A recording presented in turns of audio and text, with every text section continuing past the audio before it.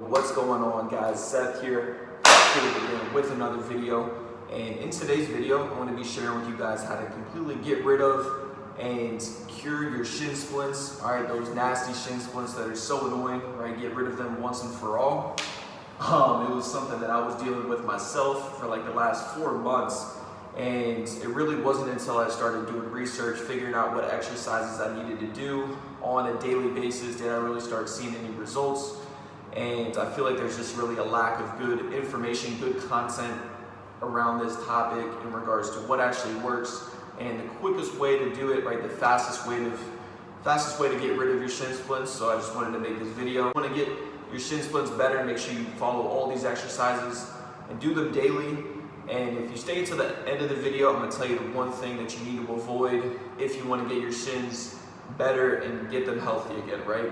So let's go ahead and get into the video. Most likely with most people, the muscle that is normally extremely tight is this anterior tibialis right here. And so what you want to do is you want to get your lacrosse ball or your yoga ball, which is just another option if the lacrosse ball is too much for you, right? If it's extremely tight, you can't take it, but you just want to work your way all the way down. So I'll just kind of show you real quick how to do it. You just want to get, support yourself with your hands, right? And then just kind of mash it in there. Spend a few seconds, at the very top. And then you just want to slowly work your way down. So get down all the way through the entire shin. And then just really peel that tibialis, away from the bone.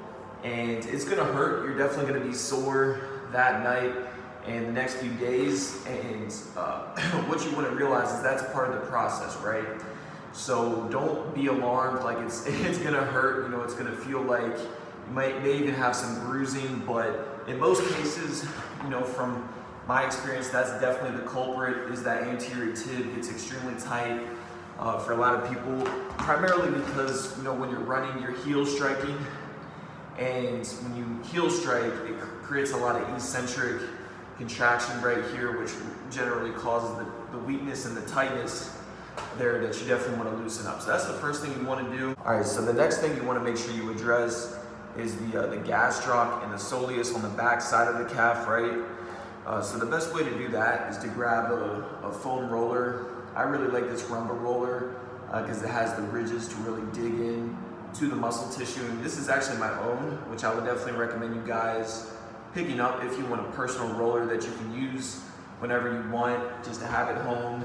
And just work your way all the way up. So just really get into it, kind of lift yourself up, on your shoulders, and then start at the bottom, turn your ankle, do some ankle rotations, and you'll really start to feel it.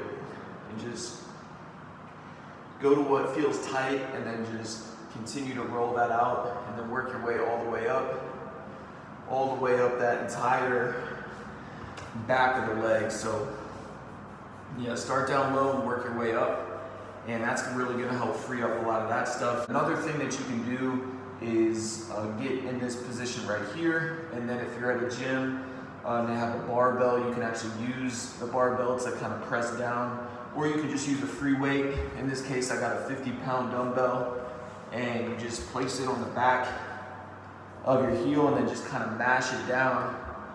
And as with the front, so as with the anterior tib, you just want to work your way all the way up and all the way down.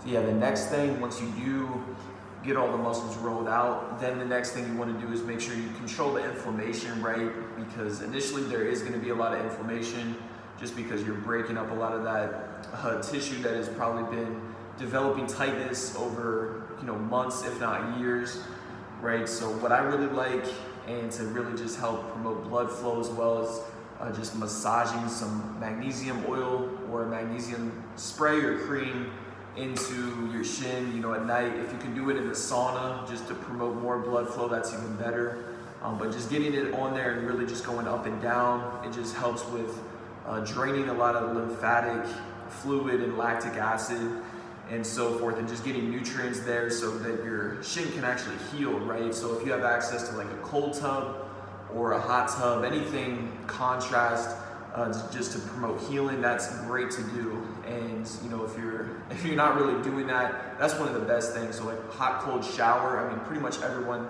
has access to that, so I definitely recommend it as one of the easiest things to just speed up the recovery process. And then as far as like supplements that you can take, the best things for inflammation that I take are curcumin, so just turmeric is really effective.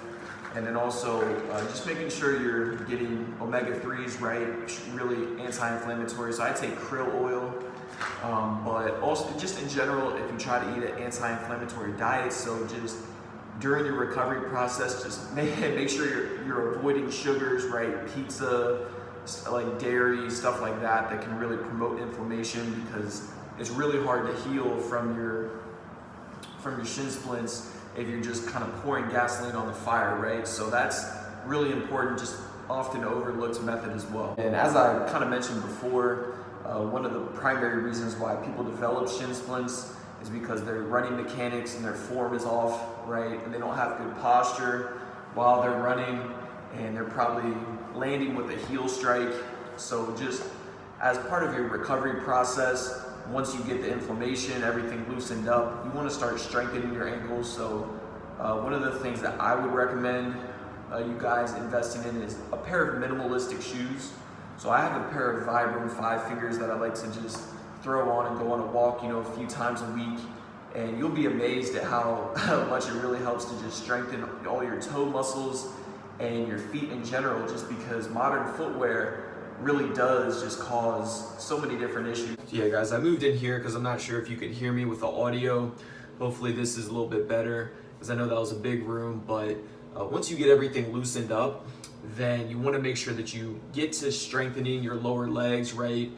And strengthening your legs as soon as possible, right? That's really important. So that leads me to the main thing that you want to avoid, which I promised I would let you guys know, is that you definitely want to avoid just not doing anything, right?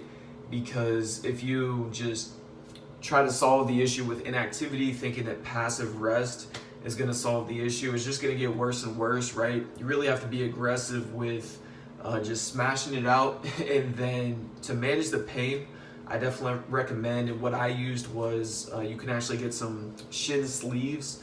So they're just compression sleeves that you wear, you know, on your lower leg, that really help to manage the pain. So if you have like an athletic event that you want to participate in, those can be really beneficial for that as well. But that's really useful just for being able to manage the pain. And then just make sure that you're strengthening your lower legs. So going out for walks, I definitely recommend using the Vibram 5 fingers, or you can wear the Merrells as well, but they're just minimalistic shoes. If you don't want to wear the embarrassing 5 fingers in public, I recommend getting a pair of at least Merrell trail gloves, or just another zero drop shoe that has a wide toe box and actually allows your feet to function the way that they were designed, right? Because most modern footwear has an elevated heel and a narrow toe box, which really messes up the function of our feet, and it messes up our gait and causes a host of issues later down the kinetic chain, right? So that's really important. Definitely recommend you guys investing in a pair of minimalistic shoes just to help strengthen it. And also doing other exercises like eccentric calf raises as well on one foot. But to be simple, most people should at least just get out and start walking, right? That's the most natural, most functional way, and walking a lot too, like 30 minutes to an hour at least a day, right? And in the context of modern day, a lot of people aren't doing that. So just by simply doing that, that can really help you out. Yeah guys, that's pretty much how you can get rid of your shin splints. If you did find this video valuable, make sure you go ahead and smash that like button. It really does help my channel out. It helps it grow and get this information out to more people. Also, if you're new here, make sure you go ahead and subscribe if you want more videos on all things related to health optimization, human performance. That's what I'm all about here, and I'm planning on pumping out a lot of great new content here in the near future. So you're definitely going to want to stay tuned for that. And yeah guys, thanks for watching the video. Until next time, I'll see y'all later. Peace.